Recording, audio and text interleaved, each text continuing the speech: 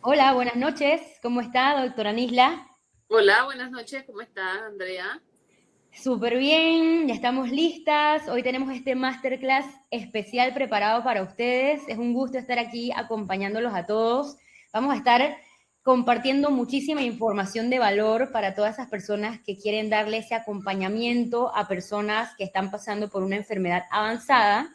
Y la doctora Nisla tiene ya 15 años de experiencia, ¿verdad? Sí, casi. Ahora en julio cumplo 15. Ok, buenísimo, buenísimo. Vamos a esperar unos minutos mientras se van conectando las personas, pero quiero aprovechar para que nos cuente un poco sobre Parker, ¿ok? Ujú. A qué se dedican, quiénes conforman el grupo, para aquellas personas que todavía no conocen Parker Panamá. Ok. Bueno, Parque al Panamá está conformado por 4 médicos nos dedicamos a hacer cuidados paliativos desde hace un par de años, varios pares de años. Somos Carmen, Janet, Militza y yo, que soy Nisla, y que trabajamos juntas institucionalmente. Y al ver la necesidad que no solamente pueda ser resuelta a nivel público, sino también a nivel privado, pues nos hemos unido como grupo de paliativistas para brindar atención médica. Entonces Parker empezó primero con que cada una de nosotras veía a sus pacientes individualmente. Durante la pandemia fue creo que el mayor reto, porque muchos de los médicos que hacen hospital tenían que estar en el hospital. Pocos hacíamos a nivel privado las visitas a domicilio, más el temor de enfrentar una enfermedad que no sabíamos, que sí sabíamos cómo se contagiaba, pero que no sabíamos cómo nuestro cuerpo iba a responder. Entonces, viendo que no solamente es la necesidad de una enfermedad avanzada lo que te hace susceptible a recibir cuidados paliativos, sino que también una enfermedad nueva, como fue el COVID, nos vimos abocados a atender a pacientes de cuidados paliativos, tanto a nivel público como privado. Entonces hizo que meditáramos, oye, si nos mantenemos trabajando individualmente, maravilloso, trabajamos. Pero si nos juntamos y podemos tratar como equipo a un paciente, a su familia, pues es mucho mejor. No solamente porque disminuye la carga de trabajo, sino es porque podemos compartir los casos clínicos entre nosotras, poder aportar y poder dar mejor atención a nuestros pacientes. Y de esa forma fue entonces como nació Parker. El 1 de junio tenemos formalmente un año de haber empezado a trabajar como grupo. Sin embargo, juntas hemos trabajado durante muchos años antes. Súper bien, o sea que es un tema de cómo podemos llevar esa atención a un siguiente nivel y que no sea un trabajo individual, sino trabajar los casos y la necesidad de llenar ese vacío en grupo. Me gusta mucho. Sí, correcto. Entonces, ¿qué pasa? A veces tú tienes un paciente, 2 pacientes, 3 pacientes, 10 pacientes, pero también tienes una vida, tienes familia, tienes cumpleaños, te enfermas, tienes vacaciones. ¿Y qué sucedía? O te llevabas todo ese trabajo contigo siempre, o trabajas en grupo de manera que siempre el paciente Este va a acompañamiento. tener una persona que si algo sucede puede llamarlo. Entonces nosotros trabajamos así como si fuéramos de turno. Este fin de semana, pues si voy a viajar, pues mis pacientes quedan y yo les voy diciendo a los pacientes, usted va a quedar con la doctora Sajel, con la doctora Janet, y de esa forma el paciente sabe a quién llamar si algo sucede o a quién llamar si hay un síntoma que se descontrola. Y de esa Buenísimo. forma trabajamos mejor, no solamente para nosotras, sino principalmente porque le podemos dar una respuesta al paciente en sus necesidades. Súper bien. Acá tenemos ya varias personas conectadas y quiero invitarlos a que compartan sus preguntas en el chat voy a dejarlos en súper buena compañía. Yo voy a estar aquí toda la sesión junto a la doctora leyendo las preguntas y al final vamos a tener una sesión de preguntas y respuestas. Así que vamos a empezar desarrollando y llegando al fondo de qué son cuidados paliativos. Hay muchas personas que leyeron para quién son los cuidados paliativos o que quieren llegar a cuidar a esos pacientes con enfermedades avanzadas de la mejor manera para poder darle calidad de vida. Y la doctora Nisla es especialista en esto. Queremos que nos cuente, ya arrancando motores, qué son cuidados paliativos y para quién son. Vamos a ir ya directo a nuestra primera parte de este masterclass de hoy. Bueno, creo que una de las primeras cosas que voy a explicar y que casi todos los paliativistas hemos explicado, en Panamá aún la especialidad de medicina paliativa no ha sido reconocida. Está elaborado el Programa Nacional para la Maestría en Ciencias Clínicas con especialidad en medicina paliativa, pero todavía no está en desarrollo. Está en un proceso previo que la Asociación Panameña de Cuidados Paliativos está trabajando. Entonces, hay médicos especialistas, pero especialistas, por ejemplo, en geriatría, que también hacen cuidados paliativos, anestesiólogos que hacen cuidados paliativos, y en su gran mayoría somos médicos generales que nos hemos dedicado gran parte de nuestra vida de médicos a brindar cuidados paliativos, lo cual da una experticia y nos abocamos entonces a solamente atender este tipo de pacientes. Miren, la definición, la Organización Mundial de la Salud es, y la hemos escuchado con la pandemia, vastamente, pues es el que da las directrices en cuanto a lo que los Estados miembros de la Organización Mundial de la Salud deben seguir. Y dentro de eso está la definición de cuidados paliativos, en el cual lo que necesitamos resaltar a la comunidad, resaltar a las personas que tienen dudas en el concepto, es que cuidados paliativos buscan mejorar la calidad de vida de los pacientes y sus familias. Nuestro núcleo está centrado en el paciente y la familia, haciendo que previniendo y aliviando el sufrimiento. Entonces, cuando uno va a los libros y busca definición de sufrimiento, hay una gran cantidad de definición, pero no hay, por ejemplo, un libro de síntomas que te diga, bueno, el sufrimiento tiene tales y tales y tales y tales síntomas. El sufrimiento es vivencial, de algo que tú estás viviendo y que está causando en ti sufrir. Entonces, ¿qué hacemos? Hay que identificar tempranamente los síntomas físicos, emocionales, psicológicos y espirituales. Hay que hacer una evaluación y un tratamiento. Entonces, con esta definición, nosotros podemos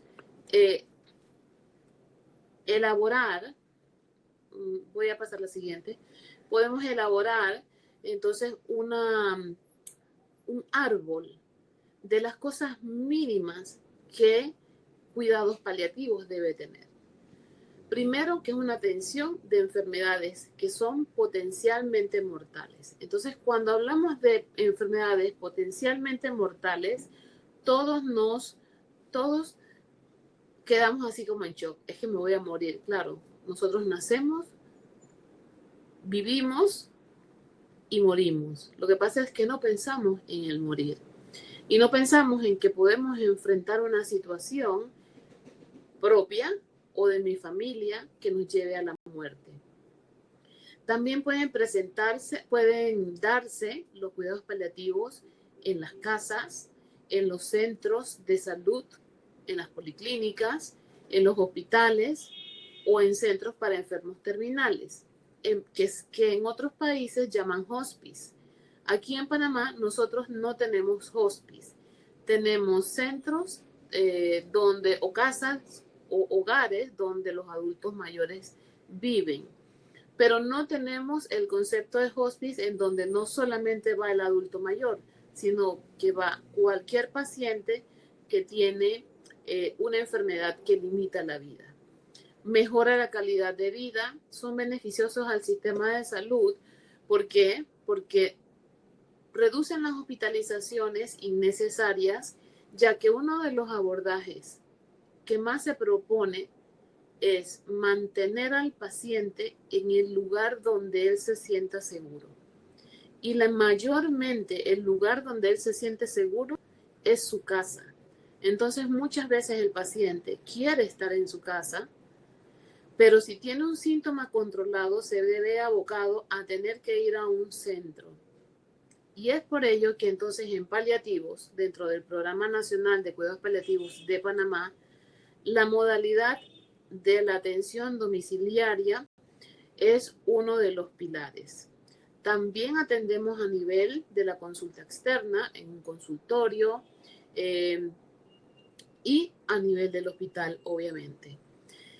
Pueden ser prestados por muchos tipos de profesionales sanitarios e inclusive los voluntarios. Con ello significa que cuidados paliativos se da con un equipo interdisciplinario.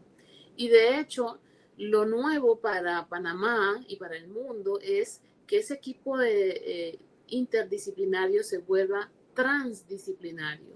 De manera que si la trabajadora social sabe identificar, está con dolor y ya se tiene cuál es el rescate, poder orientar al paciente. Usted puede ponerse un rescate de morfina tal como se lo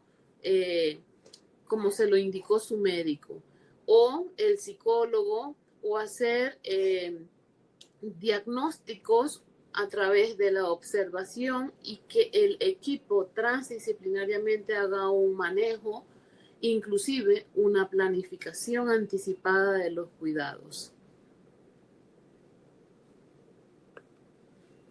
Entonces, los cuidados paliativos, esta es la nueva definición que propone la WHPCA, que es la Mundial de Cuidados Paliativos, la Internacional de Hospicios y Cuidados Paliativos y la Latinoamericana de Cuidados Paliativos, dentro de otras, en donde los cuidados paliativos se definen como la asistencia activa, holística, porque lo vemos en todo su entorno, de personas de todas las edades con sufrimiento grave, que está relacionado a la salud o a una enfermedad severa, y especialmente quienes están cerca del final de la vida. El objetivo es mejorar la calidad de vida del paciente, la familia y, ojo, sus cuidadores, porque resulta que cuando nosotros llegamos a los hogares, hay cuidadores que tienen 10, 20 años de estar con ese paciente y también se constituyen en parte de nuestro manejo interdisciplinario.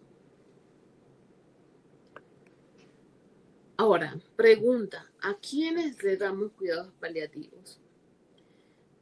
Tratando de esquematizar y para que quede en la comunidad y en aquellos que nos están escuchando, lo hice de esta forma. Bueno, aquellos que tienen cáncer son susceptibles de recibir cuidados paliativos cuando una enfermedad progresa. El paciente, desde el momento que es diagnosticado con cáncer, se considera que está siendo diagnosticado con una enfermedad crítica, que muchas veces con tratamientos entran en remisión y de allí pueden ser sobrevivientes, pero que también pueden progresar, entran en otro esquema de tratamiento, están un tiempo sin el cáncer y luego pueden volver y progresar. Entonces, cuando hablamos de cuándo es el momento para enviar a cuidados paliativos, se los voy a explicar en las siguientes slides.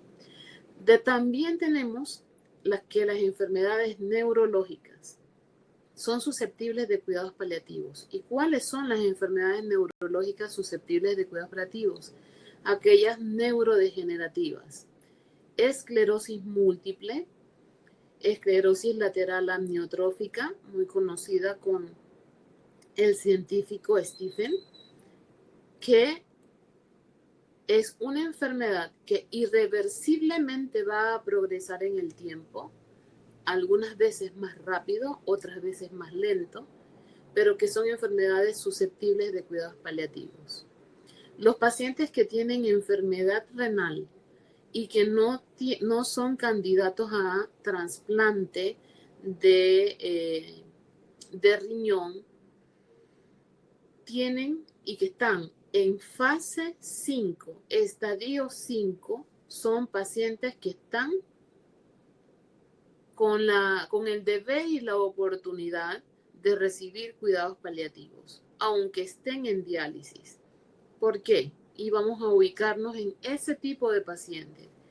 Paciente con enfermedad renal, está en hemodiálisis o en diálisis peritoneal, no es candidato a trasplante y tiene alto riesgo de fallecer, ya sea súbitamente porque entró en una crisis y falleció, o porque a lo largo de su tratamiento con la terapia de reemplazo renal, que es hemodiálisis o diálisis peritoneal, va siendo menos efectivo este reemplazo y cada vez que lo metes a la máquina se le baja la presión, no terminan los ciclos de limpieza que se hacen. Eso no es el nombre correcto, pero es más o menos lo que hace la máquina.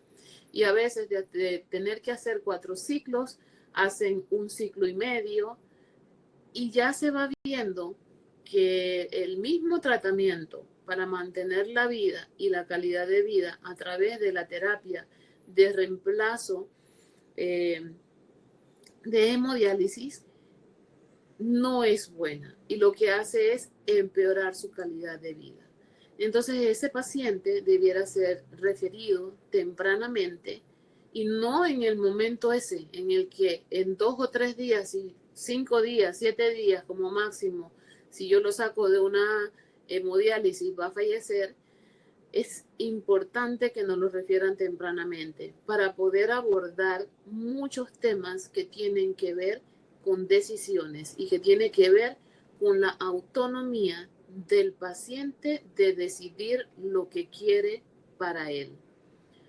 En la fragilidad, entonces tenemos a los adultos mayores. Fragilidad es, en concepto, es la incapacidad que tiene un ser humano para afrontar una crisis porque sus reservas ya son bajas. La fragilidad se ve mayormente en los adultos mayores porque por la vejez ya no tienen tanta reserva para afrontar una crisis. Entonces también son susceptibles.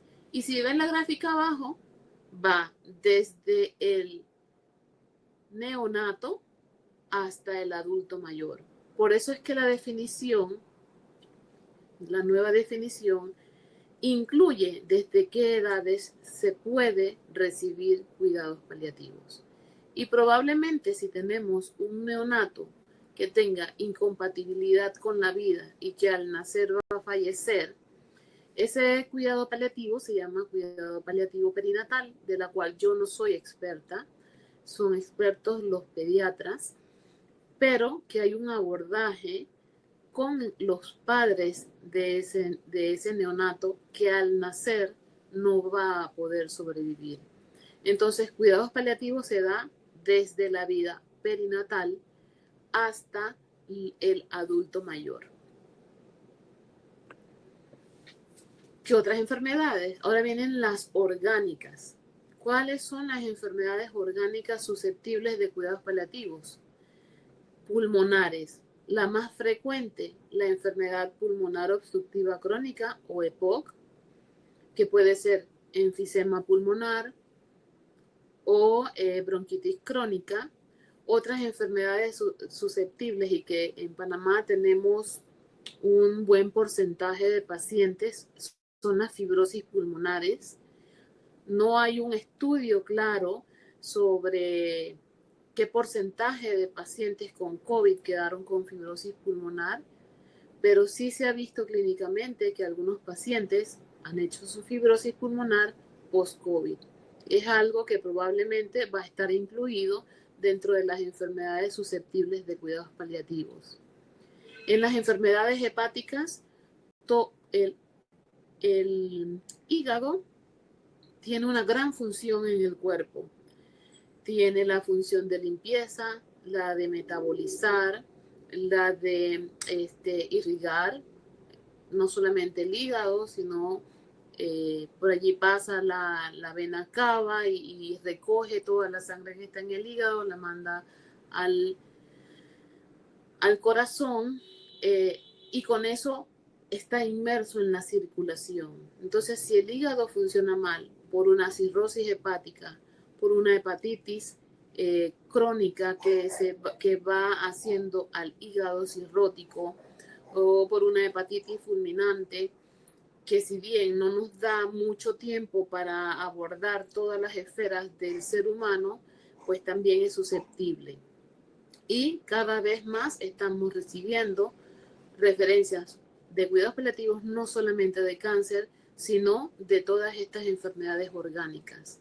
Las enfermedades cardíacas, la insuficiencia cardíaca congestiva o falla cardíaca, cuando ya el cardiólogo ha agotado todos los medios para mantener un corazón funcionando. Y también hay enfermedades del tracto gastrointestinal, son menos frecuentes, pero que al transcurrir los años, muchos años, entonces pueden llevarlos a recibir cuidados paliativos. Y entonces, con esto es importante que nosotros reconozcamos que hay cuidados paliativos para enfermedad cáncer, y también hay cuidados paliativos para enfermedades que no son de cáncer. Y que dentro de esas no cáncer son las orgánicas, están las neurológicas, y que además va desde el neonato hasta el adulto mayor. La fragilidad no es un diagnóstico hasta este momento en el ICD-10, sin embargo es una condición que manejan en su mayor parte los geriatras, y que esa condición es tener pocas reservas para afrontar una crisis y poder entonces fallecer. Eso no significa que todos los viejitos tengan que recibir cuidados paliativos, pero si tenemos un adulto mayor, y cuando yo digo viejito lo digo desde lo más bonito de mi corazón, porque yo siento que viejito se debe decir con amor, que estos adultos mayores si ya tienen, bueno, son adultos mayores, están frágiles, tienen insuficiencia cardíaca, tienen algún problema pulmonar, han padecido de hepatitis y han desarrollado cirrosis, entonces ya son, junto con todo ese acúmulo de enfermedades que por la vejez se van teniendo y por la edad vamos adquiriendo, susceptibles de recibir cuidados paliativos. Y ojo que si hemos tenido pacientes adultos mayores que no tienen estas enfermedades y que eventualmente fallecen por el envejecimiento. No es que el envejecimiento sea una enfermedad, pero llega de repente una neumonía y como está frágil, tú se lo llevó, aunque no haya tenido ninguna falla cardíaca previa. Doctora, una pregunta. Adelante.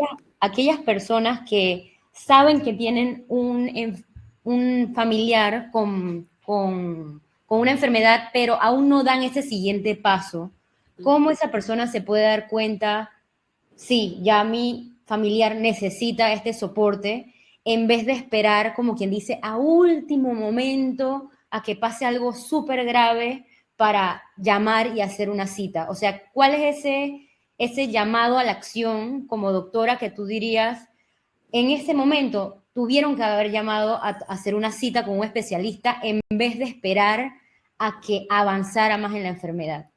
Bueno, hay varias posibilidades y están fundamentadas en la práctica clínica basada en la evidencia y también en el Programa Nacional de Cuidados Paliativos. El paciente con fallas orgánicas generalmente está con el nefrólogo, el cardiólogo, el neumólogo, el neurólogo, un especialista que le está llevando su enfermedad. Ese médico va a ir viendo si en el tiempo el paciente va progresando hacia una enfermedad que no va a curarse, que perdió esa estabilidad y que irreversiblemente podrá fallecer. Entonces, una relación estrecha que tenemos los paliativistas es con ese médico especialista que está viendo a este paciente. Entonces nos abocamos a trabajar con los especialistas para que el momento en el que ellos identifiquen que el paciente tiene necesidades paliativas, lo refieran entonces al paliativista para que sea visto en el hospital, en una consulta externa o en su domicilio. Y de ahí es donde vienen entonces los diferentes niveles de donde nosotros trabajamos. El abordaje paliativo muchas veces lo inicia el especialista. Entonces, empieza a darle paliativos, a lo mejor sin que le diga estoy dándole paliativos, sino que le estoy dando un tratamiento que le estabiliza la enfermedad, se desestabilizó de vuelta, añado otro, pero sé que voy a llegar a un momento en donde pierdo eso.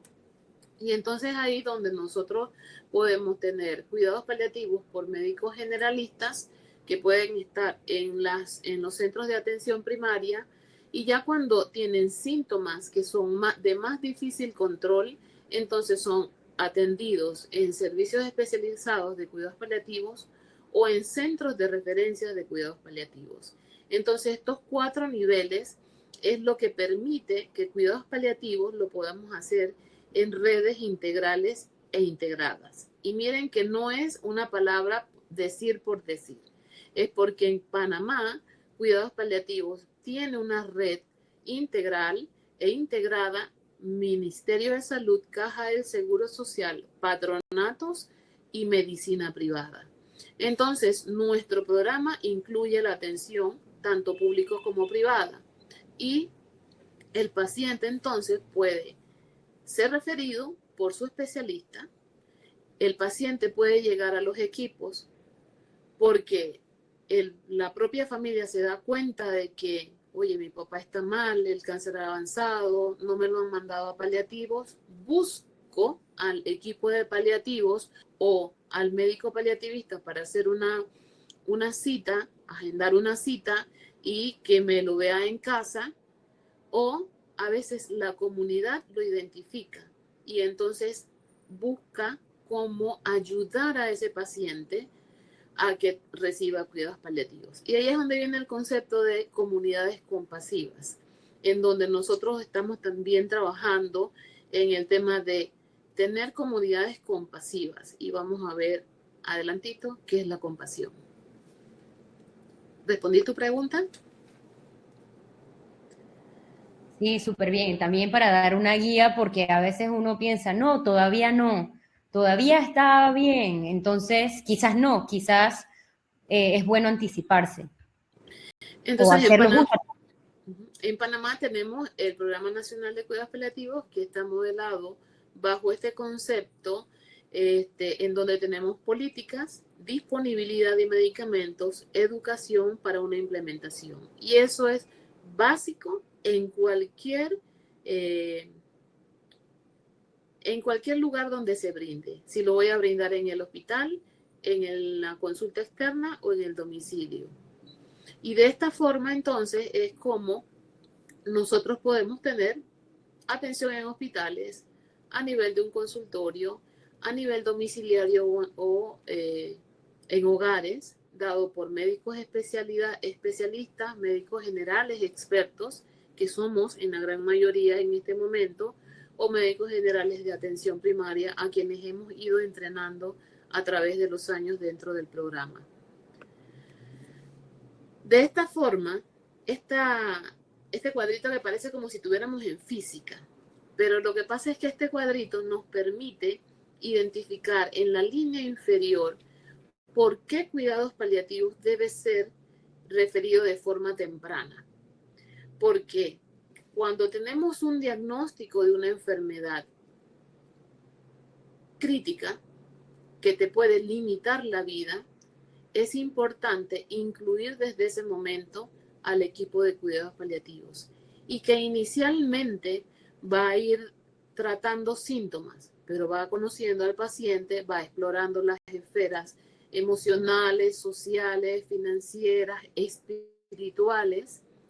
Y en la medida que se pierde el control de la enfermedad y hay progresión de la enfermedad, entonces ya hacemos un enfoque paliativo. Y cuando ya estamos entonces en el cuidado terminal, estamos frente a acompañar, a aliviar en el momento de morir o antes de morir y luego acompañar en el duelo. Pero no solamente me gusta hablar de que es morir, es que dando cuidados paliativos adecuados podemos controlar síntomas que le permiten vivir el tiempo, en mi creencia, que Dios quiera, o en el tiempo en el que en la creencia del agnóstico o del ateo le tenga la vida, pero que viva con calidad, con dignidad esos últimos días de vida. Sin estar pensando, es que mañana me voy a morir, pasado no, la doctora me dijo que dentro de 2 semanas, sin hablar mucho de pronóstico. El pronóstico lo manejamos entre nosotros para hacer una planificación de los cuidados, pero en realidad para la familia no nos gusta mucho decir pronóstico, primero porque no somos dioses, segundo porque los pronósticos están establecidos en estadísticas y alguien puede morir antes de lo que yo digo o puede morir mucho después de lo que yo digo. Y de lo que yo digo porque lo aprendí en un estudio donde se estableció la estadística. El pronóstico nos va a servir a los paliativistas para poder establecer un plan de cuidado para ese paciente con su familia. Entonces, pregunta, bueno, ¿cuándo? Hay un doctor londinense que estudió esto y hizo una publicación en donde confirmó que si nosotros cuando estamos monitorizando a un paciente con indicadores pronósticos, que lo hacemos todos los médicos, los especialistas con sus escalas, con cada una de las mediciones de los laboratorios, de los estudios de imagen, de los diferentes estudios que hay para establecer la progresión de una enfermedad, y observamos que hay un declive progresivo e irreversible del paciente. Hoy caminaba, mañana ya camina menos pasos, dentro de 2 semanas ya solamente está sentado, dentro de 3 semanas más ya no se levanta de la cama, ¿ves? Entonces uno se tiene que hacer la pregunta, ¿me sorprendería si mi paciente muriera en los próximos 12 meses? Si la respuesta es no, no me sorprendería, entonces nosotros necesitamos dar al paciente y a la familia la oportunidad de planificar una buena muerte cuando corresponda. ¿Y cómo lo hacemos? Planificando unos adecuados cuidados al final de la vida.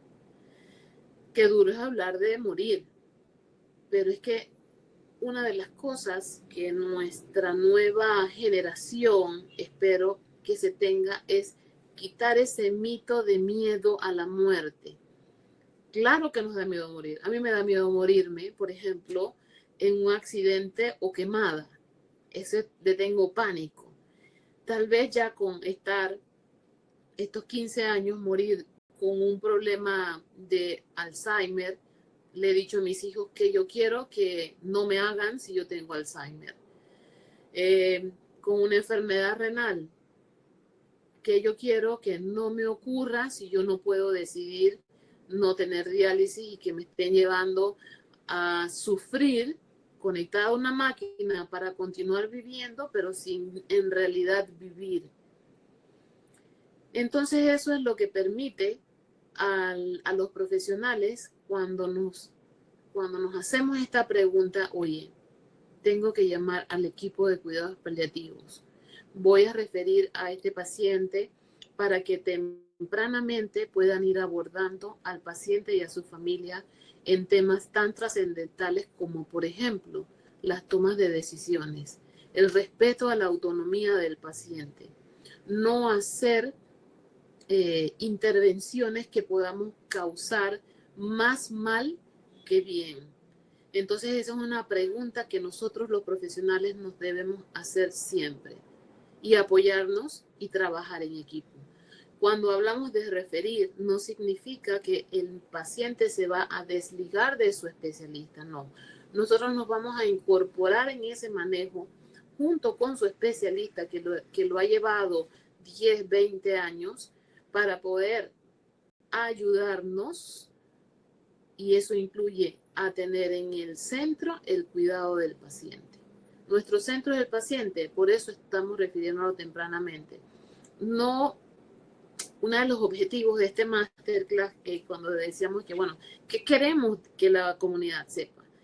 Queremos que la comunidad le pierda el miedo a la palabra cuidados paliativos, porque dar cuidados paliativos de manera temprana muchas veces significa vivir dignamente el tiempo que me lo tenga dispuesto Dios, vivir con calidad de vida, tener controlados los síntomas, tener a alguien que nos acompañe en ese proceso tan difícil de nuestra vida.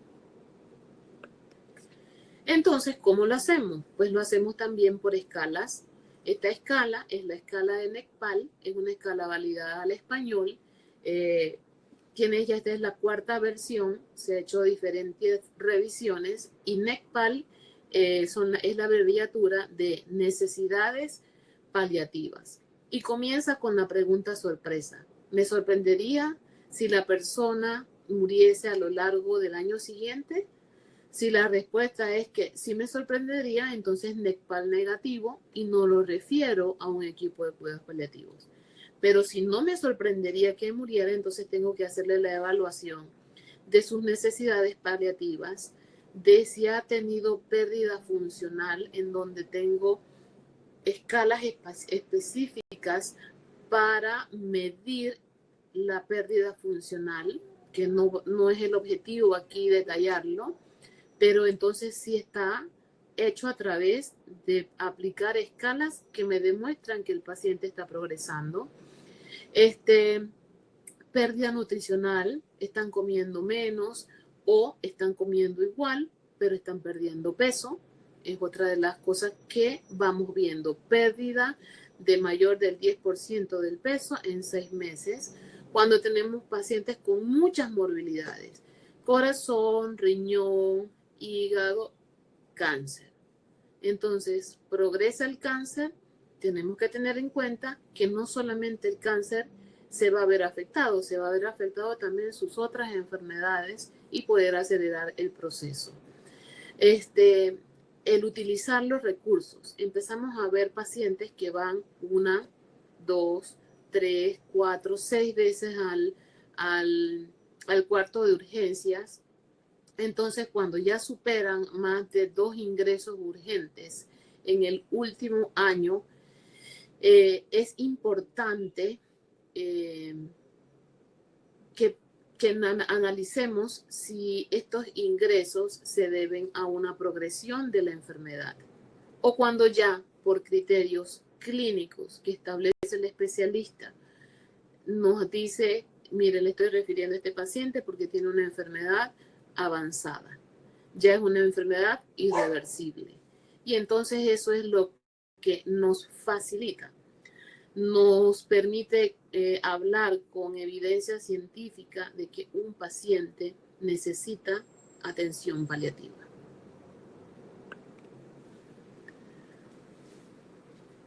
Entonces, al final, la definición consensuada siempre va a prevenir, a identificar precozmente, a evaluar de manera integral y a controlar los síntomas físicos, emocionales, sociales y financieros, siempre los tenemos que tocar, y los espirituales. Ayudarlos a vivir lo mejor posible hasta que la muerte llegue, siempre facilitando una comunicación afectiva, explicando, acompañando, estimulando a vivir los pequeños momentos de manera más intensa. Como si mañana me fuera a morir, hoy vivo. Y eso lo debiéramos aplicar a todos, cada uno de nosotros, porque nadie es dueño de cuándo va a estar vivo o cuándo va a fallecer. Y se dan conjuntamente con tratamientos que modifican la enfermedad.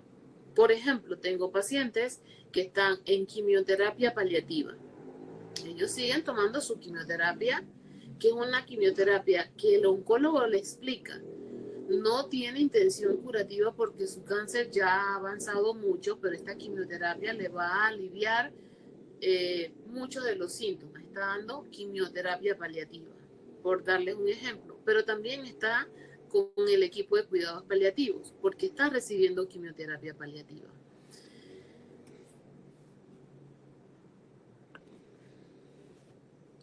Esto un poquito más largo. Y ahora vienen las dimensiones. Bueno, tenemos que trabajar en lo físico. Yo llego, examino, identifico, hago mi examen físico, tomo mis signos vitales, pero también tengo que ver qué siente ese paciente, qué siente él que esa enfermedad significa para él. Tengo que abordar la parte social, la dinámica familiar, si es el sustento de su familia, si tiene niños menores de edad, si tiene dependientes, ¿sí? Y abordar la parte espiritual. Y la parte espiritual se aborda para poder acompañar en esa parte espiritual. Y aquí es donde todos los profesionales de cuidados paliativos, y debiéramos ser todos los profesionales de salud, debemos dejar a un lado nuestra religiosidad y nuestra espiritualidad y centrarnos en acompañar espiritualmente al paciente en la espiritualidad que el paciente tiene, sin prejuicios, sin predisponernos o sin querer cambiar en ese momento que está viviendo esa persona, que cambie de religión. Y sucede y ¿qué crea? Crea sufrimiento espiritual, porque muchas veces se percibe como que esto me ha pasado porque es un castigo de Dios. Es que yo era católico, de casi no iba a la iglesia, y ahora en realidad con otra religión, yo sí estoy haciendo las cosas que debía haber hecho antes, y lo percibo la enfermedad como un castigo. Entonces, todo ese abordaje, el equipo de cuidados paliativos y el médico de cuidados paliativos lo hace. Y encontramos a pacientes que tienen dolor total. Van con un dolor físico a la consulta. ¿Qué es lo que vemos? La puntita del iceberg. Pero ¿qué es lo más grande del iceberg? Lo que está debajo del agua, lo que no hablamos, lo que de repente nos callamos, lo que preferimos no decir para herir. Y el equipo de cuidados paliativos entonces tiene que ir abordando las emociones, tiene que ir abordando la parte social y sobre todo ir abordando aquello tan profundo, pero tan profundo que es la parte espiritual. Y cuando hablamos de parte espiritual, no hablamos nada más de las religiones. Hay personas que no profesan ninguna religión y son muy espirituales. Y hay personas que tienen grandes, siguen muy bien su religión, pero la espiritualidad no está tan fortalecida. Lo otro que también nos toca hacer en cuidados paliativos es llegar a las familias, y depende de la religión que es, yo dejo mi religión aparte y me aboco a brindar el acompañamiento junto con su pastor, el rabino, el sacerdote, el consejero espiritual, para poder que ese paciente tenga paz, que creo que es una de las cosas que todos los pacientes, las personas y las familias se merecen tener en este momento tan importante. Entonces, y creo que con el ABC de la dignidad nos vamos a quedar un poquito más. ¿Qué sucede con el ABC de la dignidad en el cuidado de la persona? Primero, está desarrollado desde el 2005 por Kochinov. Los invito a que lo lean o a que lo escuchen y lo busquen en YouTube, en donde él propone trabajar la dignidad bajo 4 preceptos. Actitudes, behavior, que es el comportamiento o la conducta en búsqueda del bienestar, la compasión y el diálogo. Y de esa forma entonces establecer la terapia de la dignidad. Cuando hablamos entonces de actitudes, es como nosotros nos mostramos ante el paciente. Nosotros nos mostramos como yo soy el médico, yo soy el que sé, tiene que tomar esto, tiene que tomar el otro, pero no nos acercamos a preguntarle, a indagar, a conversar, a dialogar sobre qué comprende él sobre su enfermedad, a que mi actitud hacia él sea cálida, a mirarlo a los ojos, a poner la mano en un hombro. Tal vez muchas veces tú acercas tu mano a la mano del paciente y tú puedes percibir que él es receptivo o puedes percibir que es apático. Y ir entonces trabajando con las actitudes del que lo brinda y las actitudes del paciente para poder trabajar la dignidad. En el behavior es la búsqueda del bienestar. Cada una de las cosas que yo voy a hacer están centradas y orientadas en el bienestar.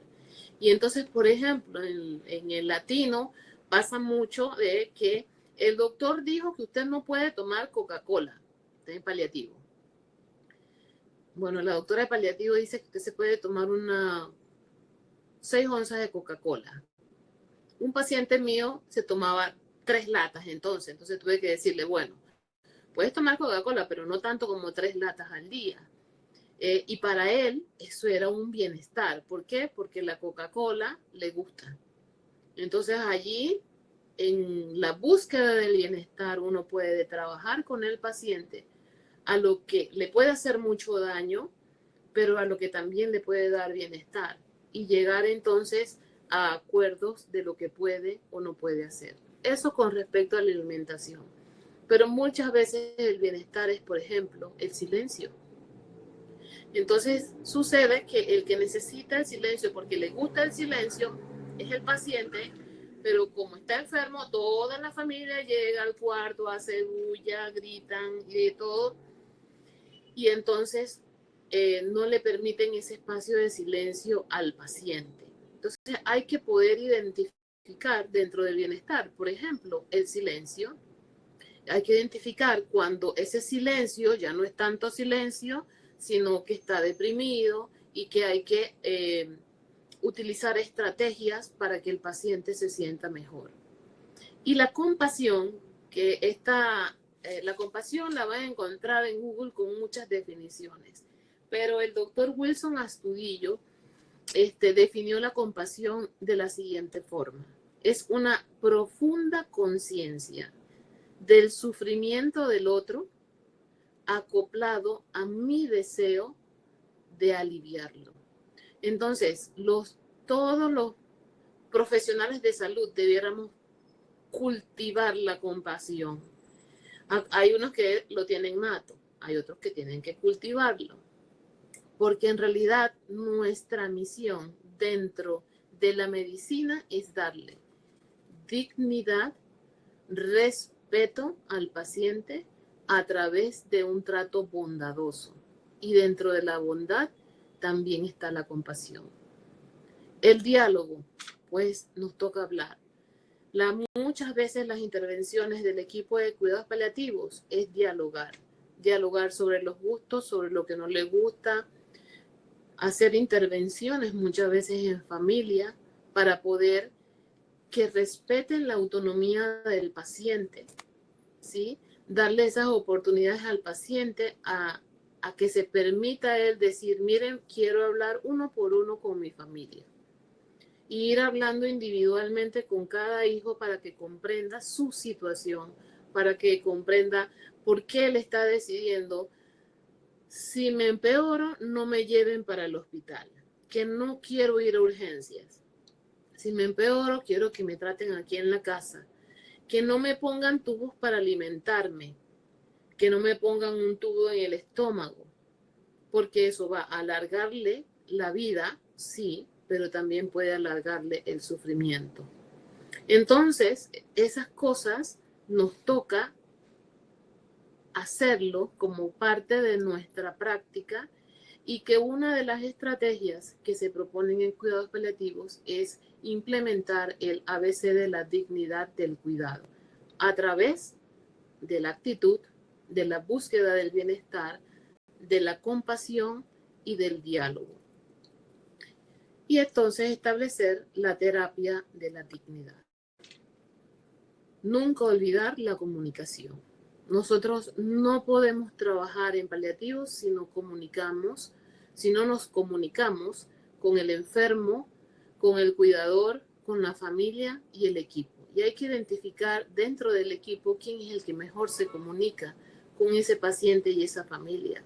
Porque aquí viene otro tema más que tiene que estar relacionado, por ejemplo, con la empatía.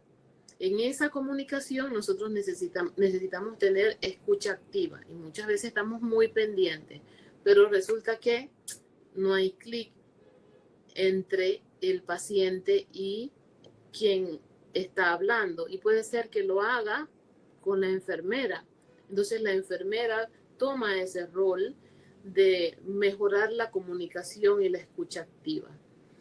Eso nos lleva a que poco a poco las personas puedan ir aceptando su realidad, trabajando a través de la compasión, respetando la intimidad de esa persona, estableciendo esa relación de ayuda. Y créanme que la relación de ayuda en paliativos no solamente beneficia al paciente y a la familia. Muchas veces esa relación de ayuda también nos beneficia a nosotros como proveedores de servicio. Y nos invita a trabajar mucho en la conspiración del silencio. Que en la conspiración del silencio es: doctor, antes de que entre, o doctora, no le diga a mi papá que tiene cáncer, porque es que si usted le dice que tiene cáncer,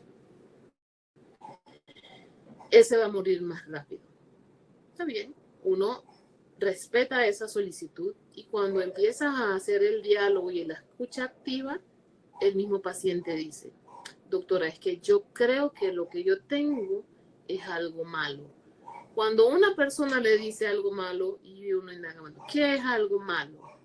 Dice: yo creo que yo tengo un tumor, porque esto no me da hambre, he perdido peso. Y ellos solos, sin que alguien les haya dicho que tiene cáncer, han elaborado su respuesta. Y a veces la conspiración del silencio lo que evita es poder vivir y buscar ese bienestar que queremos para el paciente, por no afrontar cómo dar la mala noticia. Y muchas veces creo que eso es una de las equivocaciones nuestras como profesionales, por la rapidez, por el tiempo que tengo en el hospital, porque son 100 pacientes y todavía tengo que pasar visita en la otra sala. Entonces le decimos: pram, pram, pram, usted tiene cáncer, estadio 5, va para el oncológico. O usted tiene esclerosis lateral amiotrófica, una enfermedad que no se cura, y tiene 1 año de vida.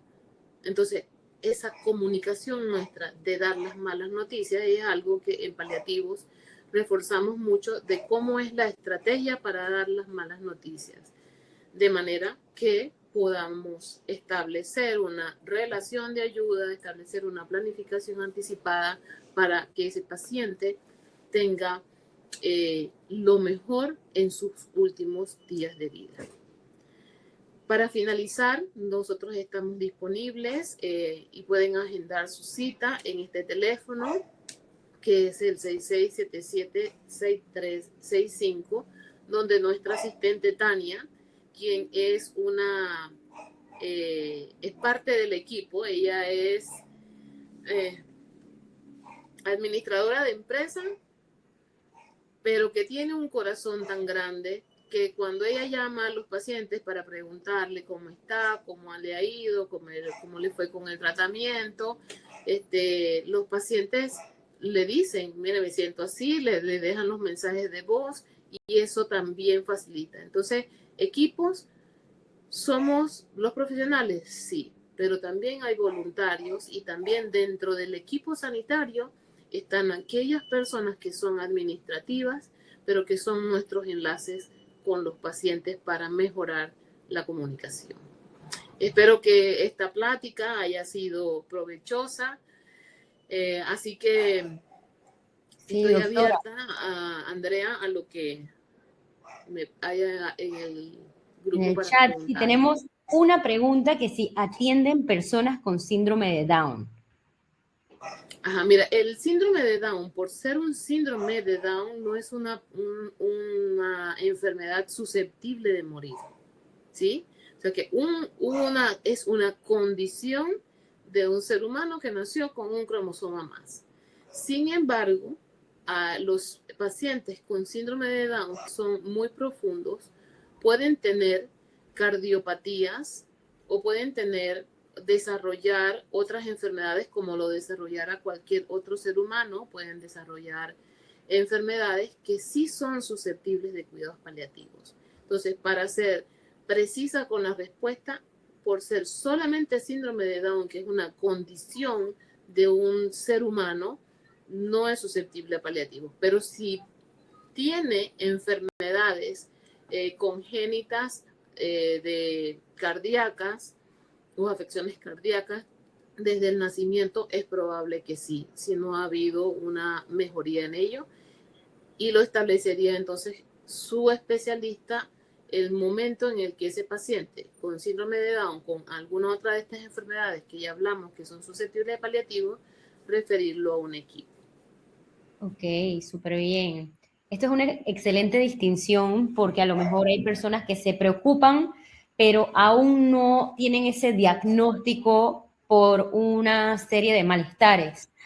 ¿Cómo podemos identificar si hay malestar, pero no sabes si realmente es una enfermedad avanzada o no? Acá tenemos una pregunta de, hay enfermedades que no tienen, o sea, que no la tienen, no le han puesto el nombre, pero sí tienen muchísimos dolores. ¿Cuáles serían como los pasos para principiantes, para algún familiar que esté viendo, ya sea esto en vivo o en el replay?